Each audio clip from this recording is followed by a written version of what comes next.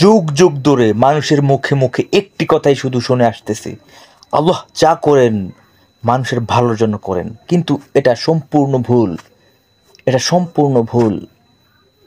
পবিত্র কোরআন এবং সহিহ হাদিসের মধ্যে কোথাও কেউ এটা দেখাতে পারবে না যে আল্লাহ বলেছেন অথবা রসুল বলেছেন আল্লাহ যা করেন বান্দার ভালোর জন্য করেন, আল্লাহ যা করেন মানুষের ভালোর জন্য করেন। এই একটা আয়াত অথবা হাদিস কোথাও কেউ দেখাতে পারবে না। তারপরও মানুষ কেন বলে আল্লাহ যা করেন বান্দার ভালোর জন্য করেন? কেন বলে? এটা আর কোনো প্রমাণ নেই। কোরআন এবং হাদিসের মধ্যে অসংখ্য অসংখ্য আয়াতের মধ্যে, হাদিসের মধ্যে শুধু এটাই স্পষ্টভাবে বলা হয়েছে আল্লাহ যা করেন মানুষের পরীক্ষার জন্য করেন, আল্লাহ যা করেন মানুষের পরীক্ষার জন্য করেন। তবে সহিহ বুখারীর 2999 নম্বর হাদিসের মধ্যে বলা হয়েছে, রাসূলুল্লাহ সাল্লাল্লাহু আলাইহি সাল্লাম বলেছেন, এই ব্যাপারটা মুমিনদের জন্য কতই না বিস্ময়কর। আল্লাহ তাদের জন্য যা করেন সব কিছুই কল্যাণকর। মুমিন ছাড়া এটা অন্য কারোর জন্য নয়। স্পষ্টভাবে বলা হয়েছে মুমিনের জন্য এটা বিস্ময়কর, আল্লাহ যা করেন তার কল্যাণের জন্য করেন। আর মুমিন ছাড়া এটা অন্য কারোর জন্য নয়, শুধুমাত্র মুমিনদের কথা বলা হয়েছে আল্লাহ যা করেন কল্যাণের জন্য করেন, ভালোর জন্য করেন। কেন? মুমিনের তো বিপদ হয়, কষ্ট হয়, দুঃখ হয়, যন্ত্রণা হয়, সমস্যা হয়, সব কিছু কল্যাণ কোথা থেকে? এটাও স্পষ্টভাবে বলা হয়েছে। পরবর্তী অংশে বলা হয়েছে মুমিন যখন সুখে শান্তিতে থাকে তখন শুকরিয়া আদায় করে, সেটা তার জন্য কল্যাণকর। আর তার ওপর বিপদ আসলে, দুঃখ আসলে, কষ্ট আসলে সে আল্লাহর উপরে সবর করে, সেটাও তার জন্য কল্যাণকর হয়ে ওঠে। কারণ পবিত্র কোরআনে মহান আল্লাহ তাআলা বলেন সূরা বাকারার 155 নম্বর আয়াতের মধ্যে, আমি মানুষদেরকে পরীক্ষা করব ক্ষুধা, ভয়, ক্ষতির মাধ্যমে, সুসংবাদ দাও সবরকারীদের। তো মুমিনরা সবর করে তার জন্য সেটা তাদের কল্যাণকর। যারা সবর করে না তাদের জন্য কল্যাণকর নয়।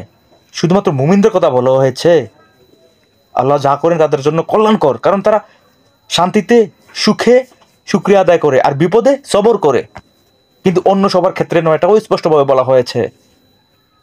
যদি সবার জন্য বলা হতো তাহলে কোরআন এবং হাদিসের মধ্যে স্পষ্টভাবে বলা হতো, আর এটা হতো অযৌক্তিক। কারণ নাস্তিকরা প্রশ্ন করত, মুশরিকরা প্রশ্ন করত, মুনাফিকরা প্রশ্ন করত, তোমরা বলো আল্লাহ যা করেন বান্দার জন্য কল্যাণকর।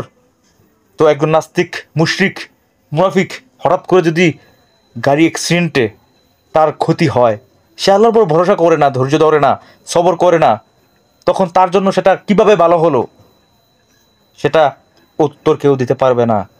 কারণ এরকম কোনো কথাই আল্লাহ বলেননি যে আমি বান্দার ভালোর জন্য সব কিছু করি, বরং সব কিছু বান্দার জন্য পরীক্ষা, আর মুমিনদের জন্য সব কিছু কল্যাণকর। এটা স্পষ্টভাবে বলা হয়েছে, কারণ তারা ধৈর্য ধারণ করে আর সেটাই তাদের জন্য কল্যাণকর। আশা করি সবাই এটা বুঝতে পেরেছেন।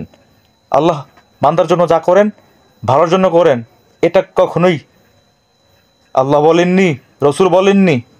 শুধু বলেছেন আল্লাহ বান্দার পরীক্ষার জন্য সব কিছু করেন, আর মুমিনদের জন্য যা করেন সব কিছুই কল্যাণকর।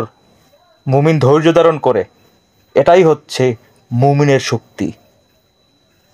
আশা করি সবাই বুঝতে পেরেছেন আল্লাহ মানুষের পরীক্ষার জন্য সব কিছু করেন, মুমিনদের জন্য কল্যাণকর যা কিছু করেন। মুমিনদেরকেও আল্লাহ পরীক্ষা করেন, তারা পরীক্ষায় উত্তীর্ণ হয়। যদি তারা পরীক্ষায় উত্তীর্ণ না হতো তাহলে তারা মুমিন থাকতো না, তাদের জন্য কল্যাণকর হতো না। বরং পরীক্ষায় ধৈর্য ধারণ করতে হবে, উত্তীর্ণ হতে হবে, তখনই কল্যাণকর হবে। সবার জন্য পরীক্ষা। পৃথিবীতে আল্লাহ যা কিছু করেন পরীক্ষার জন্য করেন, পরীক্ষার জন্য করেন, পরীক্ষার জন্য করেন, ভালোর জন্য করেন। এটা কখনোই বলা হয় নাই, বরং সূরা বাকারার 155 নম্বর আয়াতের মধ্যে আল্লাহ বলে দিয়েছেন আমি ক্ষুধা, ভয়, বিপদ দিয়ে মানুষকে পরীক্ষা করি, সবরকারীদেরকে জান্নাতের সুসংবাদ দাও। এটা স্পষ্ট, আল্লাহ পরীক্ষার জন্য সব কিছু করেন, ভালোর জন্য করেন, কোথাও বলা হয় নাই। সব কিছু পরীক্ষার জন্য করেন।